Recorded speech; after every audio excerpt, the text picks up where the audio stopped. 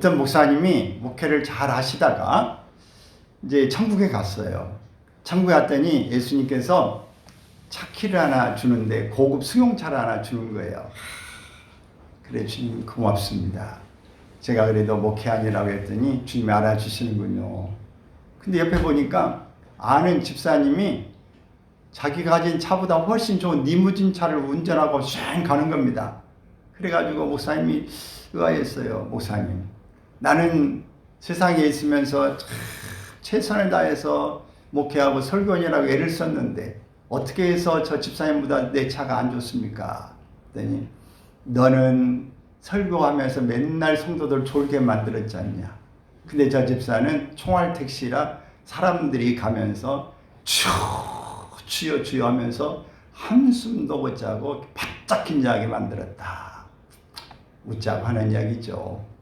근데 오늘 우리가 믿음 생활하면서 정말 좋은 신앙생활을 하고 있는지, 깨어있는 신앙생활을 하고 있는지, 우리는 다른 사람을 깨우는지 다른 사람을 졸게 하고 있는지 우리의 신앙을 점검할 필요가 있는 것입니다.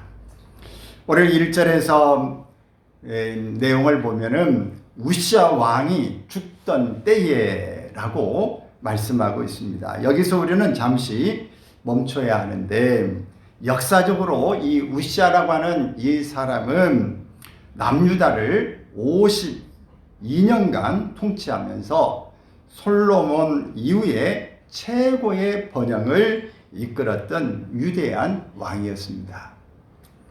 그런 왕이 죽었습니다. 이것은 단순한 왕의 죽음이 아니라 국가적인 안보와 경제적인 이 모든 정체가 흔들리는 절대적인 위기를 의미하는 것입니다. 이때 이사야는 성전에 들어갑니다. 그리고 성전에서 환상을 보게 되어집니다. 우리가 이 원어로 보게 되면 1절에 이 주는 만물의 통치자를 말합니다. 땅의 왕 우시아는 죽어 사라졌지만 하늘의 왕 아도니아는 여전히 높이 들린 보좌에 앉아 계심을 보여주는 대조적인 그림인 것입니다. 그리고 스랍이라고 불리는 천사들이 외칩니다. 거룩하다, 거룩하다, 거룩하다. 히브리어로 이 최상급은 보통 2번 말합니다. 예수님도 이 신약성경에서 요한복음에 보면 내가 진실로 진실로 이렇게 말하지 않아요? 한 번만 하는데 2번 말하는 것은 강조하는 법이에요. 근데 여기에서 2번이 아니라 3번이나 거룩하다, 거룩하다, 거룩하다 이렇게 말하는 것은 완전함, 무한함을 말하는 것입니다. 하나님의 거룩하심이 온 땅에 충만하다고 하는 뜻인 것입니다. 인간의 절망한 하나님을 만나는 기회가 됩니다. 참된 소망은 하나님의 거룩하심 앞에서 자신의 죄성을 철저히 깨닫는 것에서부터 시작되는 것입니다. 우리가 의지하던 이 세상의 우시아가 죽을 때 비로소 당신의 눈은, 여러분의 눈은 진짜 왕이신 하나님을 보게 될 겁니다. 이 거룩한 만남이 오늘 우리를 새로운 사명의 자리로 옮겨놓게 될 것입니다. 우리가 이 공자가 죽어야 나라가 산다 이런 말이 있죠. 공자가 죽어야 된다. 왜 공자가 죽으면 나라가 살까요?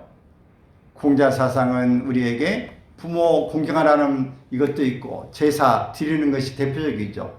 우리나라의 공자가 있기 때문에 발전하지 못하고 유계 질서가 너무 이렇게 많이 있고 가부장적인 제도가 많아서 우리나라에 공자가 죽어야 나라가 산다 이런 말이 한참 유행하기도 했습니다. 근데 우리가 하나님 앞에서 정말 이 우시아가 죽어야 주님이 보입니다. 우리가 이유를 보는 우리의 시선이 하나님 앞에서 나타나기를 바랍니다. 우리 1절은 우시아 왕이 죽던 해에 내가 본즉 그랬습니다. 이사야에게 우시아 왕은 어떤 존재였을까요? 아마도 조국의 자존심이자 든든한 버팀목이었을 것입니다. 그런데 그가 나병으로 비참하게 죽습니다. 이사야의 마음이 얼마나 허망했을까요? 내가 바라고 믿던 사람이 세상을 떠나자 그 마음에 정말 어떤 상실감을 갖게 됩니다. 박정희 대통령에 대해서는 뭐 이렇다 저렇다 평가가 많습니다만은 영부인에 대해서는 유경수 여사를 지금도 많은 사람이 회자하죠. 참 후덕하고 참 인상이 좋고 저런 분이 바로 이 영부인이 돼야 된다 하는 이야기를 하죠. 그분이 북한 사람에 의해서 8.15 광복절 때 총격을 받아서 죽게 되자 온 나라가 충격에 빠지게 된 것을 알 수 있습니다. 근데 비참하게도 그의 남편도 박정희 대통령도 부하에 의해서 총격을 받아 죽죠. 근데 더 아이러니한 것은 그 딸이 박정희 대통령이 됩니다. 이런 스토리들이 있게 되는데 충격이 휩싸입니다. 근데 이런 우시아라고 하는 왕은 그 나라에 비교할 수 없는 큰 왕이었어요. 근데 죽음을 갖게 되는 이를 통해서 이사야 선지자도 의아하고 이게 어떻게 되나 하는 근심에 있게 됩니다. 오늘 현대인들에게 있어서 우시아와 같은 것들이 우리에게 있습니다. 여러분에게 있어서 우시아는 무엇입니까? 평생 직장이 어떤 사람은 우시아일 수 있습니다. 이 직장은 내 밥줄이야, 내 생명줄이야, 이것이 있기 때문에 내 자존심이야 라고 생각하는, 이렇게 그 직장에 대한 것을 우시아처럼 생각하고 있는 사람도 있습니다. 어떤 사람은 건강이 우시아입니다. 어떤 사람은 자식이 우시아와 같고, 어떤 사람은 통장의 잔고가 우시아 같다고 생각하는 사람도 있어요. 여러분 통장은 안녕하십니까? 통장은 잘 있으세요? 그 좀 누가 갖다 넣어주고 풍성하면 그냥 안 먹어도 배가 부른 것 같고, 넉넉한데 통장이 너덜너덜하니 딸랑딸랑해지면 막 불안하고 어떻게 될지 모르는 그런 마음이 좀 살짝 들죠? 여러분, 이런 것들이 여러분 마음속에 내가 진짜 의지하고 여기에 대해서 큰 힘이 된다고 하는 것이 우시아와 같은 것이에요. 이게 무너져야 오늘 우리는 새로운 세계를 바라볼 수 있게 됩니다. 그것만 의지하고 살 때는 그것이 전부인 줄 알아요. C.S. 루이스라고 하는 사람은 그의 책에 고통의 문제에서 이렇게 이야기했어요. 하나님은 쾌락 속에서는 우리에게 속삭이시고 양심 속에서는 말씀하시지만 좋을 때는 속삭이셔. 근데 양심에서는 그냥 보통 말씀을 하셔. 근데 고통이 왔을 때는 하나님께서 세상을 깨우는 그 확성기로 말씀하신다 그랬어요. 여러분에게는 하나님 지금 어떻게 말씀하시나요?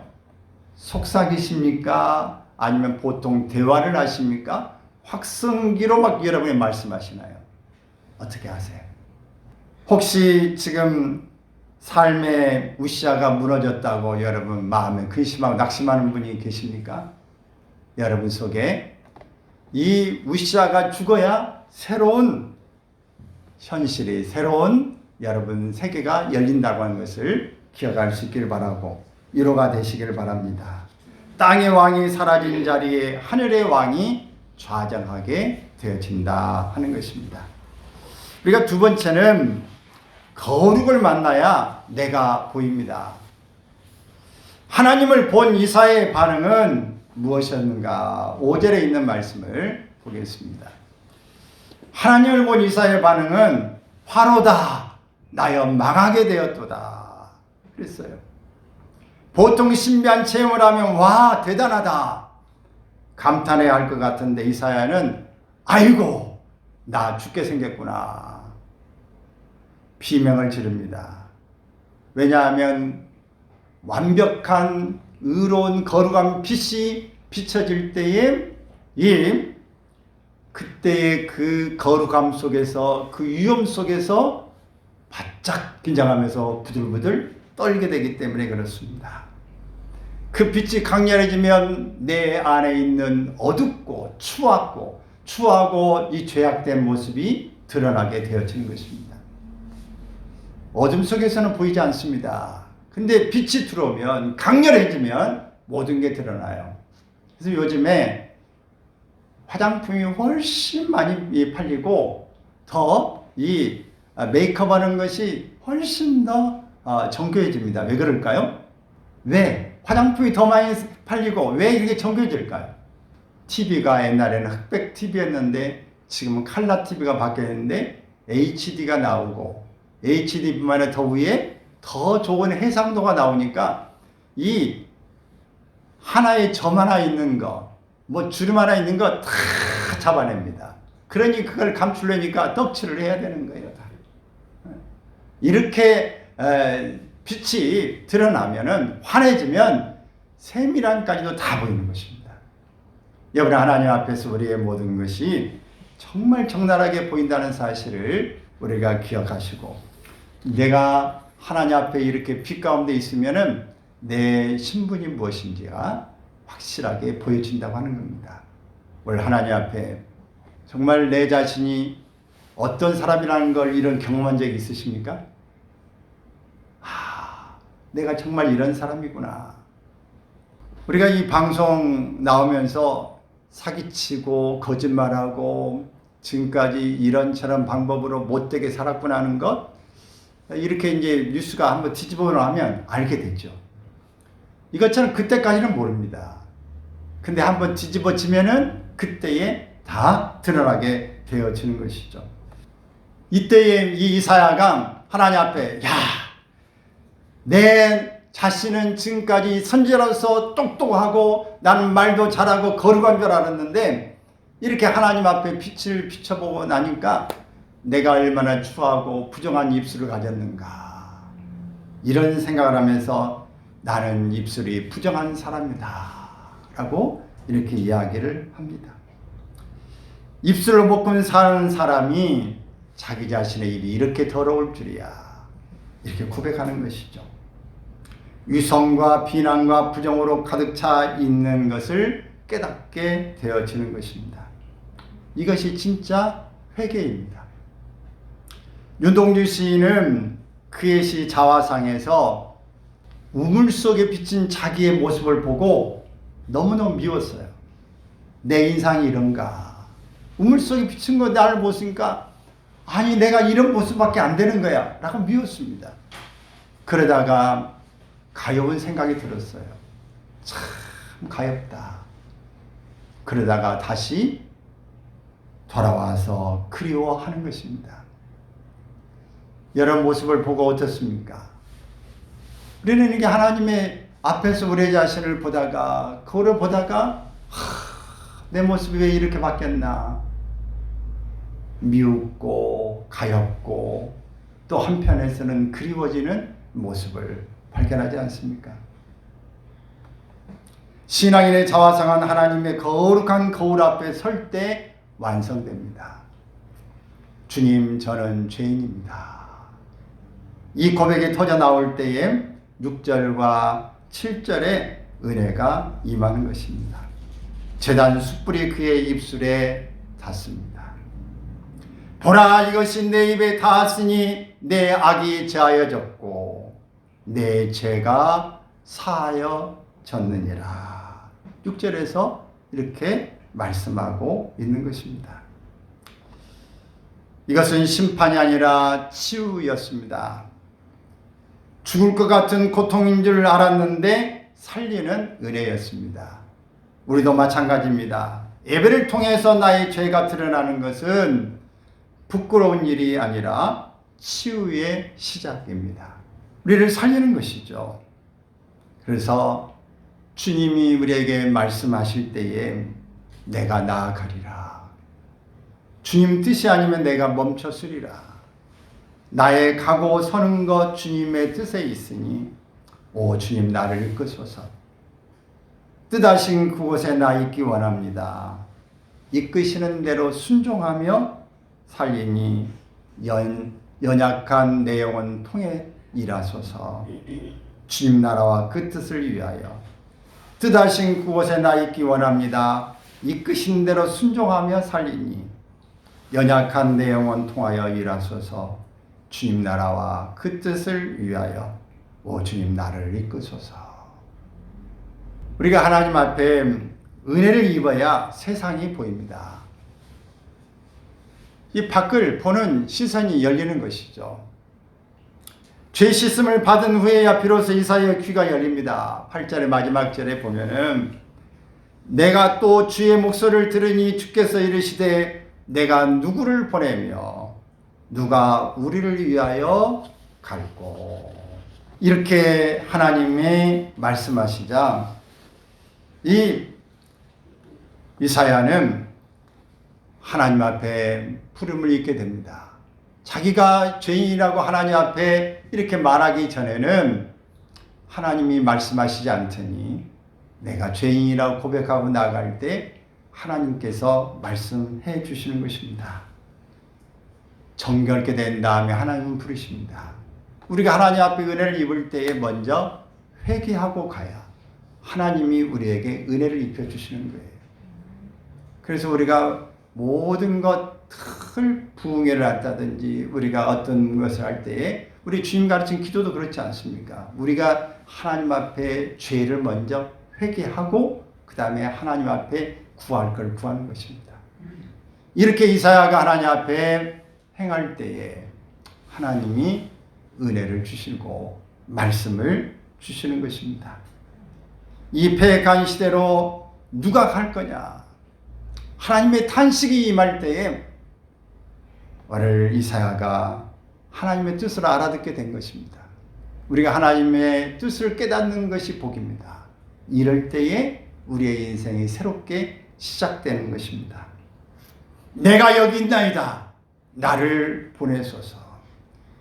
이것은 제가 능력이 뛰어나는 것이 아니라 제가 자격이 있는 것이 아니라 하나님의 은혜로 하나님께서 나에게 주시는 용서함 때문에 내가 빚진 자의 마음으로 하나님의 뜻을 행하러 가겠습니다. 이렇게 고백하는 것입니다. 이어령 교수님은 그의 생전에 지성에서 영성으로라고 하는 책을 썼어요. 근데 그 책에서 그분은 내가 가진 모든 지식은 우물 안에 개구리였다. 하나님을 만나고 나니 비로소 우물밖에 세상과 이웃이 보였다. 그랬어요. 정말 지식인이었는데 내가 지금까지 수없는 책을 쓰고 수많은 지식, 국내외 또 학교에서 교수로서 석학으로서 지금까지 내가 일을 했는데 지금까지 내가 아는 모든 지성은 가진 지식은 우물 아래 개구리에 불과했다. 하나님을 만나고 나니까 모든 게 다 조그마한 먼지에 불과했다. 그렇게 고백하는 것입니다. 진정한 소명은 능력에서 나오지 않고 용서받은 감격에서 나오는 것입니다. 여러분, 오늘 여러분이 하나님 앞에 봉사하고 일꾼이 되어지는 것이 여러분 우리가 능력이 있어서 하나님이 일꾼으로 삼아 주셨을까요? 우리가 똑똑해서 우리가 대단해서 하나님 불러주셨을까요? 그렇지 않습니다. 이것은 하나님 우리를 용서하시고 우리를 사랑하셔서. 제가 늘 간혹가다 그런 말을 합니다. 왜 나를 목사로 불렀을까? 목사로 부르지 않았다면 신앙생활을 안 했거나 이 신앙생활에도 개떡같이 했거나 그럴 사람이기 때문에 나를 불러서 하나님이 억지로라도 목사가 돼서 믿음 생활하게 하신 게 아닌가 그런 생각이 됩니다. 늘 하나님 앞에 저는 잘나고 똑똑해서 목사가 아니다. 나는 지금 설교도 잘하고 목회를 잘해서 큰 교회 하는 사람도 아니고 하나님 앞에서 늘 부족하고 연약한 그릇이라는 고백을 하게 됩니다. 사랑하는 여러분, 오늘 우리가 하나님의 앞에서 용서받고 하나님이 나를 사용하시고 불러주셨다는 것이 감사해서 주님의 일을 하는 것입니다. 이것이 우리가 가져야 될 태도이고 이것이 우리의 신앙인의 마땅한 자세인 것입니다. 여러분이 가지고 있는 집사, 권사, 전도사, 사모, 목사 이것이 세상에 가서 자랑거리가 됩니까? 아무런 자랑이 아닙니다. 누가 세상에 나가서 목사하면 뭐 대단하게 누가 알아줍니까? 옛날에는 좀 그런 면이 있었지만 지금은 목사라고 해도 누가 거들떠도 안 봅니다. 왜? 목사 직분이 문제가 아니고 그 사람의 인격과 행동에 그 배어나야 저 사람 좋은 사람이구나 라고 말하는 것입니다. 왜 다 내려놔야 돼요? 내가 누구 있네 이게 무슨 소용이 있어요? 아무 소용없는 거예요. 하나님이 내가 너를 모른다 하면 아무 소용없습니다. 하나님을 알고 난 다음에 하나님의 빛을 알고 난 다음에 그는 내 자신이 누구인가를 알면서 하나님 앞에 나아갈 수 있게 되었던 것입니다. 세상을 향한 시선은 내가 얼마나 똑똑한지가 아니라 내가 얼마나 큰 사랑을 받았는지를 깨달을 때에 큰 사람이 될 수 있습니다. 사랑하는 여러분, 이제 말씀을 정리하겠습니다. 오늘 본문은 우리에게 위로, 안으로, 밖으로 이어지는 시선의 새로운 변화, 혁명을 요구하고 있습니다. 땅의 우시아가 죽는 것을 두려워 말기를 바랍니다. 시선의 혁명을 요구하는 것입니다. 우리가 주님을 볼 때에 우리의 두려움이 사라집니다. 여러분 주변에 이것저것 의지하고 있는 이런 것에 여러분 염려하지 않기를 바랍니다. 자신의 연약함을 감추려 마십시오. 주님의 숯불이 닿아야 회복됩니다. 내 자신의 연약함을 내놓지 말고 감추지 말고 하나님 앞에 내놓아야 나는 죄인입니다라고 고백해야 하나님이 그때에 우리에게 은혜를 주시는 거예요. 내가 죄라고 죄 때문에 내 입술이 부정하고 말할 때 어떤 일이 생겨나죠? 스랍 천사가 나타나서 아까 첫 장면을 보셨죠? 수술을 가져다가 입에다가 댑니다. 네 입의 부정함이 다 사라졌다 라고 말하는 것입니다. 죄가 사라져야 마음이 열려져야 우리 하나님 앞에서 새로운 삶으로 나아갈 수 있게 되어지는 것입니다. 이제 주님의 탄식 소리에 귀를 기울이십시오. 누가 나를 위하여 갈고 누가 가서 이 갑갑하게 누가 가서 나의 마음을 전할고 이 고백이 오늘 저와 여러분 가운데 나타나기를 바랍니다. 하나님 제가 부족하지만 주님의 은혜에 의지하여 제가 가겠습니다.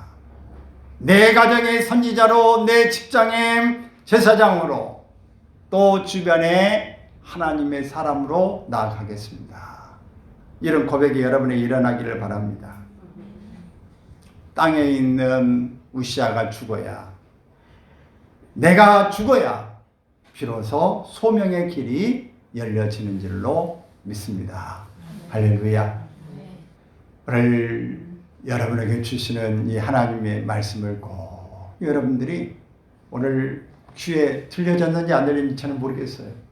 여러분 잊지 마십시오. 다 잊어버리고 오늘 내가 의지하는 우시아가 죽어야 하나님의 보좌가 보인다. 내가 하나님 앞에 죄인이라고 고백하고 빛 가운데 드러날 때에 오늘 내 자신에게 우리 하나님이 죄인임을 고백하고 나갈 때 하나님의 말씀이 전해진다. 말씀이 전해질 때에 내 새로운 삶으로 출발하게 된다고 하는 것을 여러분 기억할 수 있기를 바랍니다. 오늘 이것이 오늘 이사에게 나타난 사실건이고 이럴 때 우리는 주변의 영향이 아니라 내가 하나님 앞에 다시 일어날 수 있는 힘을 얻게 된 줄로 믿습니다. 기도하겠습니다. 내가 하나님 앞에 나아가는 이 걸음이 이 길이 지금은 희미하고 하나님을 만나는 일이 작고 부족하고 연약합니다. 그러나 주님, 오늘 우리가 무엇을 어떻게 하나님 앞에서 출발해야 되는지 알게 하여 주시옵소서. 우리의 마음을 하나님 앞에 내려놓게 하여 주시고 주님 앞에 이 시간 다가갈 수 있기를 원합니다.